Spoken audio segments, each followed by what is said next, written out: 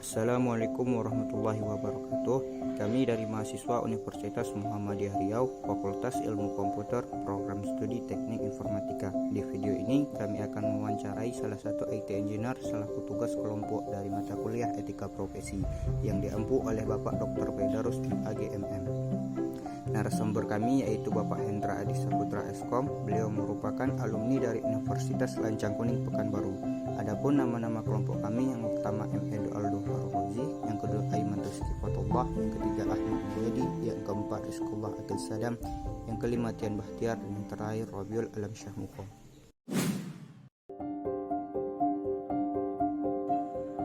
Sedikit pengalaman 3 tahun jadi guru dan sekarang menjabat sebagai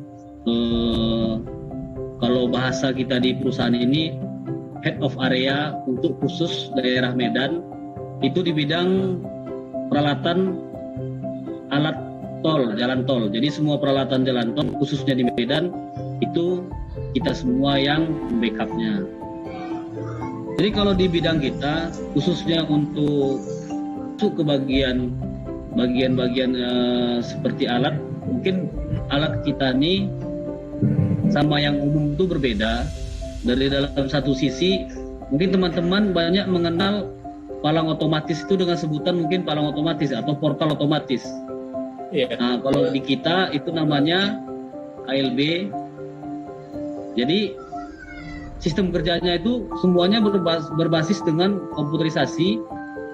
Itu bisa dikendalikan dari jarak jauh atau sistem via remote, atau bisa langsung face dengan langsung alat. Jadi sistem yang digunakan itu adalah berbasis dengan Linux, ataupun bisa kita kenal yang lama-lama itu pakai menggunakan Ubuntu.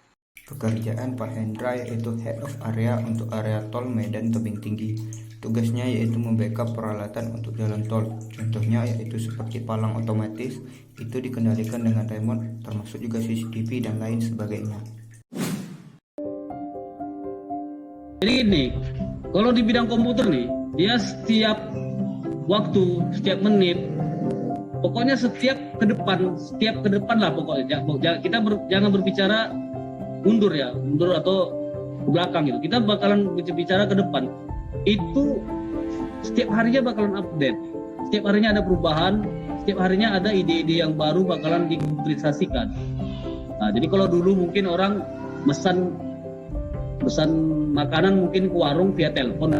Bro, tolong kirimkan saya makan. Nah, kalau sekarang kita bisa pakai aplikasi Gojek, aplikasi Grab. Jadi makin ke depannya tuh kalau kita masuk ke bidang komputer tuh makin banyaklah wawasan yang kita dapat, makin banyak ide-ide yang kita dapat. Jadi berbeda sama orang yang nggak di bidang komputer. Alasan Pak Hendra tertarik dengan dunia IT yaitu karena update-nya yang begitu cepat sehingga peluangnya menjadi lebih besar.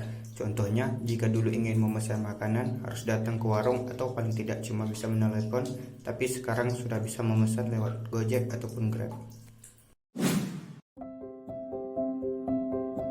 Ya, jadi sebenarnya kalau berbicara tentang ijazah ataupun skill itu dia tetap berdempetan.